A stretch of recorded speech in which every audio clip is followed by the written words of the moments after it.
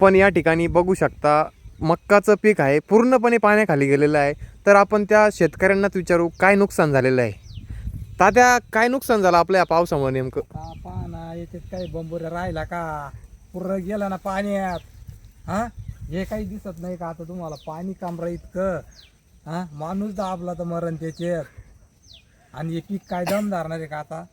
काय तात्या, आता दिवाळी आलेली समोर, आपण आता कसं करणार नेमकं? आता गेलं हे पूर्ण सरडण. आता काय कसं करते, काय करणार आहे? आणि आपण सरकारकडून काय अपेक्षा करता नेमकं? आता सरकार काय कोणला देईन बंबुऱ्या? हा, आपल्याला देईन का, दुनियाला देईन का, कोणला देईन?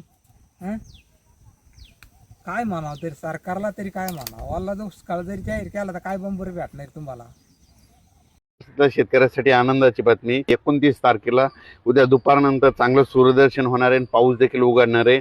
म्हणून सर्वप्रथम ही आनंदाची बातमी. 4 तारखेला जे पाऊस येणार ते देखील असाच प्रमाणात राहणार आहे. पुन्हा विदर्भातून सुरुवात होणार आहे, पुन्हा विदर्भातून मराठवाड्याकडे जाणार आहे, मराठवाड्याकडून पश्चिम महाराष्ट्राकडे जाणार आहे, पश्चिम महाराष्ट्राकडून उत्तर महाराष्ट्राकडे जाणार आहे, उत्तर महाराष्ट्राकडून गुजरातकडे जाणार आहे. 8 तारखेपासून चांगलं सूर्यदर्शन होणार आहे, राज्यातला पाऊस देखील निघून जाणार आहे. म्हणून हा अंदाज लक्षात घ्यायचा. धन्यवाद. आपण उभे आहोत हनुमंतगाव ते सिरसगाव रोडवर, ज्या शिंदळमाकडीच्या वड्यामध्ये पूर परिस्थिती निर्माण झालेली आहे आणि हा संपूर्ण रस्ता पाण्याखाली गेलेला आहे. आपण पाहू शकता ही परिस्थिती. तर हा आहे हनुमंतगाव सिरसगाव रस्ता आणि अतिशय वड्याला पूर आल्या कारणानं हा मेन रोड आहे सिरसगाव हनुमंतगाव. आपण पाहू शकता गुडघ्यापर्यंत पाणी या ठिकाणी दिसत आहे आणि जाळी धरून देखील या ठिकाणी चालावं लागत आहे.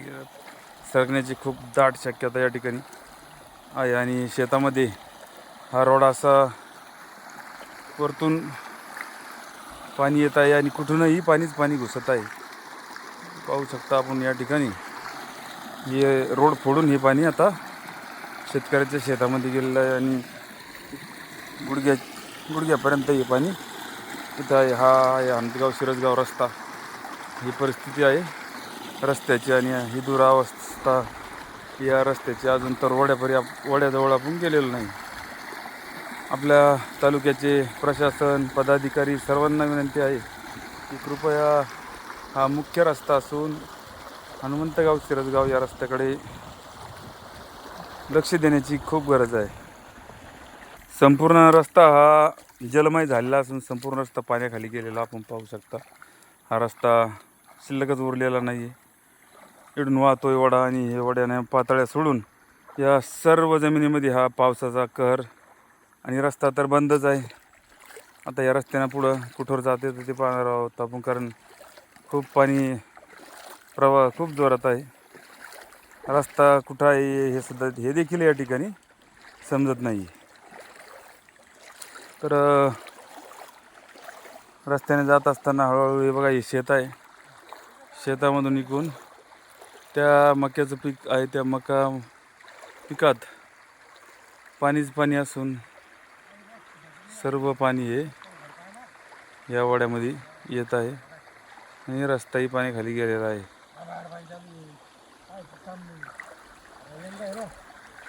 पाहू शकता आपण हा जो रस्ता आहे इथे आहे ही शिंदळमाकडी वडा म्हणून हा वडा सगळ्यांना परिचित आहे. शिंदळमाकडीच्या वड्यामध्ये पाणीच पाणी झालेलं आहे. हा पाहू शकतो आपण हा रस्ता पाण्यात गेलेला आहे. इथून आता जाण्या येण्यास जागाच उरलेली नाही आहे. म्हणून शिंदळमाकडीच्या वड्यातलं अपडेट आपण आता या ठिकाणी घेत आहोत. जलमय झालेला हा सर्व शिंदळमाकडीचा रस्ता हनुमंतगाव सिरसगाव येथील रस्ता हा पाणीच पाणी या ठिकाणी दिसत आहे. हे देखील बघा आमच्या गुडघ्यापर्यंत पाणी आलेलं आहे. हे पहा आमच्या मांड्या देखील आता या पाण्यात बुडालेल्या आहे. हा संपूर्ण रस्ता हनुमंत सिरसगावचा पाण्याखाली गेलेला आहे. म्हणून शिंदळमाकडीच्या वड्यातून आपण पुन्हा एकदा इथून पाहत आहोत हा रस्ता.